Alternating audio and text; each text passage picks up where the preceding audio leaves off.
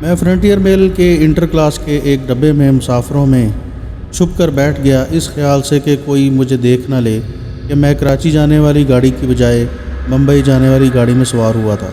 بہرحال ٹرین چل پڑی۔ بڑا لمبا سفر تھا۔ 2 راتوں کے سفر کے بعد ٹرین صبح کے وقت کھنڈرو شہر کے ریلوے اسٹیشن پر رکی تو میں اٹیچی کیس اٹھا کر پلیٹ فارم پر اتر گیا۔ آج کل تو بھارت کے دوسرے شہروں کی طرح اس شہر کی آبادی میں بھی کافی اضافہ ہو گیا تھا۔ میں جس زمانے کی داستان سنا رہا ہوں، یعنی 1945-46 میں اس شہر کی آبادی زیادہ نہیں تھی۔ مختصر سا صاف ستھرا شہر تھا، سستا زمانہ تھا، ابھی 5 اسٹار ہوٹلوں کا رواج نہیں پڑا تھا۔ میں نے ایک درمیانے درجے کے ہوٹل میں ایک کمرہ لے لیا، نہا دھو کر ناشتہ کیا۔ اس علاقے میں پنجاب کے مقابلے میں سردی بہت ہی کم تھی اور خوشگوار موسم تھا۔ وہاں سے ممبئی کا شہر آدھے دن کی مسافت پر تھا۔ میں نے ہوٹل کے مینیجر کے آگے اپنے آپ کو ہندو ظاہر کیا اور پرکاش چندر کے نام سے ہوٹل میں کمرہ لے لیا، کیونکہ مجھے مہیشور مندر والے ٹیلے کا کھوج لگانا تھا۔ میں نے ہوٹل کے مینیجر سے کہا، مہاراج، میں پہلی بار اس علاقے میں آیا ہوں، دریائے نرمدا کے کنارے مہیشور نام کے مندر کی یاترا کرنی چاہتا ہوں۔ مجھے معلوم کرنا ہے کہ میں اس مندر میں کیسے پہنچ سکتا ہوں۔ ہوٹل کے مینیجر نے بتایا کہ کھنڈرو سے 50 میل کے آگے دریائے نرمدا کے کنارے منڈیل کر نام کا ایک قصبہ آباد ہے۔ وہاں سے دریا کے پار مرن سینا کا جنگل شروع ہو جاتا ہے۔ اس جنگل میں ایک پہاڑی ہے جس کے اوپر مہیشور جی کا مندر ہے۔ اس نے مجھے یہ بھی بتا دیا کہ منڈیل گڑھ کے قصبے تک کوئی ریل گاڑی نہیں جاتی، لاریاں اس طرف چلتی ہیں۔ ایک رات میں نے کھنڈرو کے ہوٹل میں بسر کی اور دوسرے روز صبح لاری میں بیٹھ کر منڈیل گڑھ کی طرف روانہ ہو گیا۔ چھوٹا سا قصبہ تھا، وہاں لاری سے اتر گیا، وہاں سے کشتی میں دریا پار کیا۔ دریا کی دوسری طرف گھنا جنگل شروع ہو گیا تھا۔ یہی وہ جنگل تھا جس میں مہیشور جی کا مندر تھا۔ وہ یاترا کا موسم نہیں تھا، پھر بھی مندر والے ٹیلے کی طرف یکے اور بیل گاڑیاں جاتی تھیں۔ میں بھی ایک یکے پر دوسری سواریوں کے ساتھ بیٹھ گیا۔ 2 گھنٹے تک جنگل میں سفر کرنے کے بعد وہ ٹیلا یا پہاڑی آ گئی جس کے اوپر مہیشور جی کا مندر تھا۔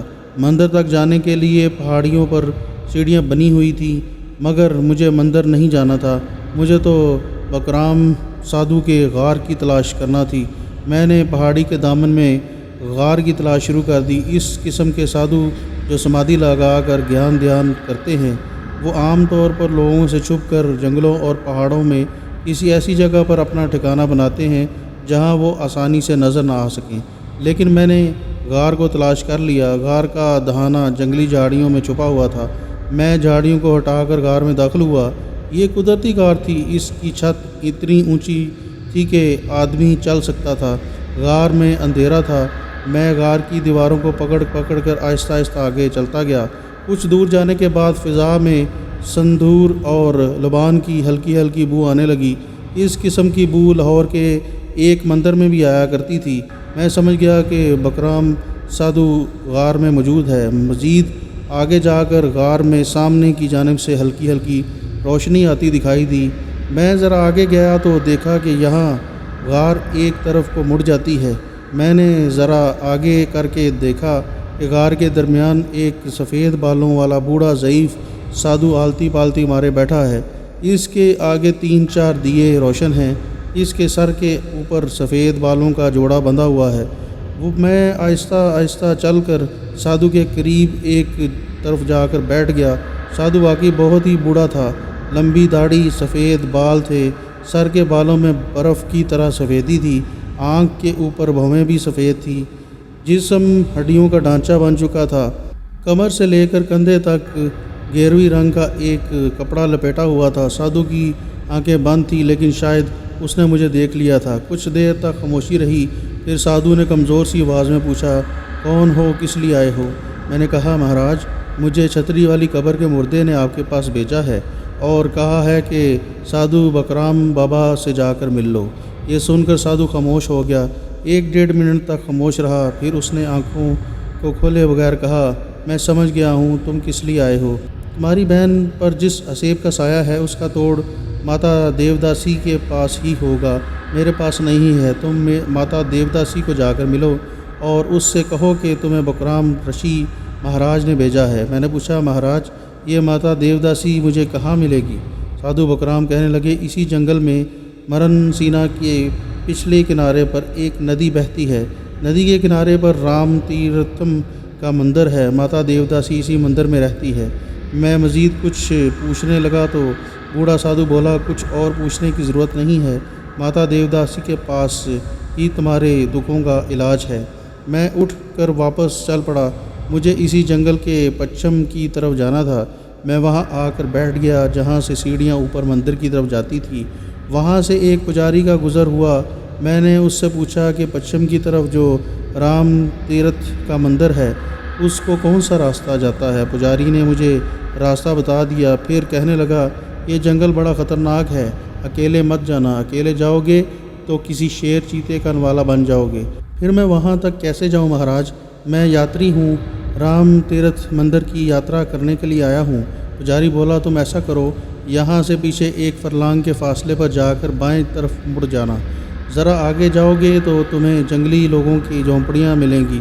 یہ جنگلی لوگ پیسے لے کر تمہارے لیے کسی نہ کسی سواری کا بندوبست کر دیں گے۔ مزید پیسے دو گے تو وہ تمہاری حفاظت کے لیے ایک برچھی والا آدمی بھی تمہارے ساتھ کر دیں گے۔ میں نے پجاری کا شکریہ ادا کیا اور پیچھے کی طرف چلنے لگا۔ جو راستہ مجھے پجاری نے بتایا تھا اس پر چلتے ہوئے میں جنگلی لوگوں کے جھونپڑے کے پاس پہنچ گیا۔ جنگلی لوگ مجھے دیکھ کر میرے گرد جمع ہو گئے۔ ان کے ہاتھوں میں نیزے تھے اور بدن پر سوائے ایک لنگوٹی کے اور کچھ نہیں تھا۔ میں نے انہیں بڑی مشکل سے سمجھایا کہ مجھے رام تیرتھ مندر کی طرف جانا ہے، کوئی سواری چاہیے۔ وہ چپ کھڑے میرا منہ تکتے رہے۔ میں نے جیکٹ کی جیب میں سے 10 روپے کے ساتھ 8 نوٹ نکال کر ان کے حوالے کر دیے۔ وہ خوش ہو گئے۔ فوراً ایک آدمی جھونپڑی کے پیچھے کی طرف سے آیا اور بیل لے کر آ گیا۔ انہوں نے مجھے بیل پر بٹھایا۔ ایک نیزہ بردار جنگلی پیدل ہی میرے ساتھ چل گیا اور ہم رام تیرتھ مندر کی طرف روانہ ہو گئے۔ ساتھ ساتھ کھڑے درختوں کے گنجان جنگل میں ہمیں 1 گھنٹے تک کا سفر کرنا پڑا۔ آخر ہم اس ندی پر پہنچ گئے جس کے اونچے چبوترے پر ایک قدیم مندر کی چھوٹی سی عمارت نظر آ رہی تھی۔ مندر کے چبوترے پر کچھ پجاری آلتی پالتی مارے بیٹھے ہوئے تھے۔ 2 عورتیں اور ایک مرد ندی میں نہا رہے تھے۔ عورتوں نے باریک ساڑیاں لپیٹی ہوئی تھی جس میں سے ان کے جسم زیادہ نمایاں ہو کر نظر آ رہے تھے۔ ہندوؤں میں جسم کی حیاداری کا اتنا خیال نہیں کیا جاتا۔ اس کی وجہ سے ہندو عورتوں کا ایک احمقانہ عقیدہ ہے کہ کسی مندر کے تالاب یا گھاٹ پر نہاتے ہوئے ان کے جسم پر جتنے مردوں کی نظر پڑے گی اتنے ہی ان عورتوں کے پاپ گناہ چڑھ جائیں گے۔ ایک پجاری سے میں نے ماتا دیوی کے بارے میں پوچھا تو اس نے اوپر مندر کی طرف اشارہ کیا۔ ماتا دیوی مندر کے پیچھے اپنے استان میں ملیں گی۔ میں مندر کے چبوترے کی سیڑھیاں چڑھ کر اوپر گیا۔ مندر چھوٹا سا تھا۔ اس کے پیچھے ایک گھاس پھوس کی جھونپڑی بنی ہوئی تھی جس کے باہر چٹائی پر ایک بوڑھی عورت بیٹھی مالا جاپ رہی تھی۔ میں نے قریب جا کر اسے ہندوؤں کی طرح ہاتھ جوڑ کر پرنام کیا اور خاموشی سے ایک طرف ہو کر بیٹھ گیا۔ عورت نے تھوڑی دیر بعد آنکھ اٹھا کر میری طرف دیکھا اور پوچھا، کہو بالک، کیا بات ہے؟ میں نے بڑے ادب سے کہا، ماتا دیوی، مجھے بکرام رشی مہاراج نے آپ کے پاس بھیجا ہے۔ ماتا دیوی نے آنکھیں بند کر لیں۔ اس کے چہرے کے تاثرات ایسے تھے جیسے کچھ پڑھ رہی ہو۔ اس نے آنکھیں کھول کر دیکھا اور کہنے لگی، تمہاری بہن کے روگ کا علاج نکتی کامنی کے پاس ہے۔ مجھے معلوم ہے کہ تم بڑے کشٹ اٹھا کر یہاں تک پہنچے ہو، اس لیے میں تمہاری مدد ضرور کروں گی۔ میں نے کہا، آپ کی بڑی کرپا ہوگی، یہ نکتی کامنی مجھے کہاں ملے گی؟ ماتا دیوی نے مالا والا ہاتھ اوپر اٹھا کر کہا، مجھے ایسا محسوس ہو رہا تھا جیسے میں الف لیلا کی دنیا میں پہنچ گیا ہوں۔ سوچنے لگا کہ خدا جانے آگے میرے ساتھ کیا ہونے والا ہے، لیکن میں اپنی بہن کی خاطر جس راہ پر چل نکلا تھا اب اپنے مقصد میں کامیاب ہوئے بغیر واپس نہیں مڑنا چاہتا تھا۔ میں نے ماتا دیوی سے پوچھا، دیوی جی، اگر کامنی نکتی سادھو کے جادو ٹونے میں قید ہے تو میں اس کے ساتھ کیسے ملاقات کر سکوں گا؟ ماتا دیوی نے کہا، وہ سادھو بڑی زبردست طاقت رکھتا ہے۔ جب وہ کامنی نکتی سے پیار محبت کر رہا ہوتا ہے تو اگر اس وقت کوئی اس کے سامنے چلا جائے تو وہ جل کر بھسم ہو جائے گا۔ سادھو نے اپنے گرد ایک دائرہ کھینچ رکھا ہوتا ہے۔ اس دائرے کے آگے نہ کوئی جا سکتا ہے اور نہ کوئی باہر آ سکتا ہے۔ یہی وجہ ہے کہ کامنی نکتی کوشش کرنے کے باوجود سادھو کی قید میں آج تک نہیں نکل سکی۔ پھر مجھے کیا کرنا ہوگا؟ میں نے پوچھا۔ ماتا دیوی بولی، میں رشی بکرام جی کی پجارن ہوں، اور تم اپنی بہن کی ہمدردی میں جس طرح مصیبتیں جھیل کر یہاں تک پہنچے ہو، میں اس کی قدر کرتی ہوں۔ ماتا دیوی یہ کہہ کر جھونپڑی کے اندر چلی گئی۔ تھوڑی دیر بعد باہر آئی تو اس کے ہاتھ میں ایک ٹین کی ایک چھوٹی سی ڈبی تھی۔ اس نے ڈبی میں سے ایک پڑیا نکال کر مجھے دے دی اور کہا، اس پڑیا میں ایک جادوئی راکھ ہے۔ عیاش سادھو آج سورج غروب ہونے کے ذرا پہلے منڈیل گاؤں کے نیبرا گھاٹ والے جنگل میں سے گزرے گا۔ گھاٹ کے قریب گھنے جنگل میں برگد کا ایک گھنا درخت ہے۔ وہ اس درخت کے نیچے پڑاؤ ڈالے گا اور کامنی نکتی کو ڈبیا سے نکال کر اس سے پیار محبت کرے گا۔ تم چھپ کر انہیں دیکھتے رہنا۔ پیار محبت کرنے کے بعد جب سادھو کامنی نکتی کو دوبارہ ڈبیا میں بند کر سو جائے تو آگے بڑھ کر اس پڑیا کی راکھ سادھو کے جسم پر چھڑک دینا۔ یہ رشیوں کی شمشان گھاٹ کی راکھ ہے۔ اس راکھ کے اثر سے عیاش سادھو رات بھر کے لیے بے ہوش ہو جائے گا۔ اور میں نے پوچھا، لیکن دیوی جی، آپ نے تو کہا ہے کہ سادھو اپنے ارد گرد جادو کا ایک دائرہ کھینچ لیتا ہے، جو اس سے دائرے میں جاتا ہے وہ بھسم ہو جاتا ہے، پھر میں کیسے زندہ بچ سکوں گا؟ ماتا دیوی نے کہا، مورکھ، تمہارے پاس رشی منی لوگوں کی شمشان گھاٹ کی راکھ ہوگی، تم پر سادھو کا جادو اثر نہیں کرے گا۔ آگے غور سے سنو۔ سادھو کے بدن پر راکھ چھڑکنے کے بعد اس نے ڈبیا جہاں بھی چھپائی ہوگی نکال کر اسے کھول لینا اور باقی کی راکھ اس ڈبیا میں بند کانچ کے منکے پر چھڑک دینا۔ کامنی نکتی فوراً اپنے عورت کے روپ میں واپس آ جائے گی۔ اسے بتانا کہ تمہیں ماتا دیوی نے بھیجا ہے اور اسے اپنی بہن کا روگ بتانا۔ صرف وہی تمہاری مدد کر سکے گی کہ تمہاری بہن کا روگ ہمیشہ کے لیے ختم کیا جا سکتا ہے۔ میں نے جادوئی راکھ کی پڑیا لے کر اپنے پاس سنبھال کر رکھ لی، ماتا دیوی کا شکریہ ادا کیا اور گھاٹ کی طرف روانہ ہو گیا۔ مجھے اس وقت اپنے اوپر جن بھوتوں والی کہانیوں کے کسی کردار کا شبہ ہو رہا تھا۔ مجھے معلوم ہی نہیں تھا کہ میں نادستہ طور پر کسی دلدل میں دھنستا چلا جا رہا ہوں۔ کسی نہ کسی طرح میں شام ہونے سے پہلے برا گھاٹ پر پہنچ گیا۔ وہاں مرن سینا کے گھنے جنگل شروع ہو گئے تھے۔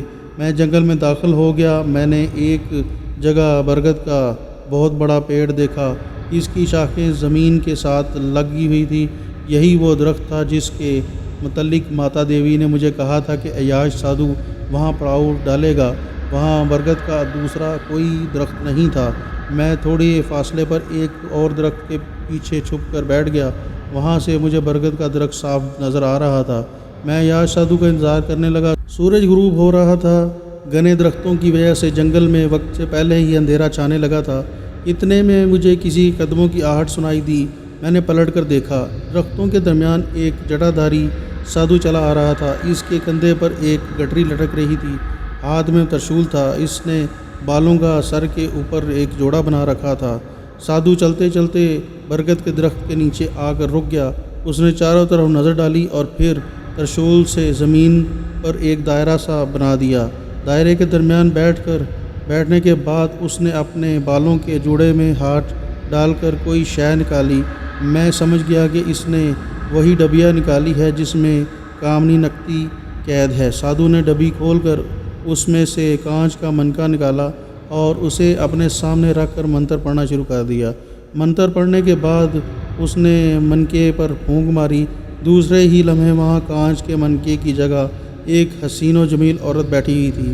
یہی کامنی نکتی تھی جسے سادھو نے اپنے جادو منتر کی طاقت سے اپنے قبضے میں کیا ہوا تھا۔ سادھو عورت سے پیار محبت کرنے لگا۔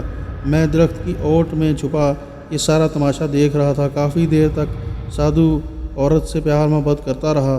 میں نے دیکھا کہ اس دوران عورت نے سادھو کی کسی حرکت کے خلاف مداخلت نہیں کی۔ وہ سادھو کے ہر حکم کی تعمیل کرتی رہی۔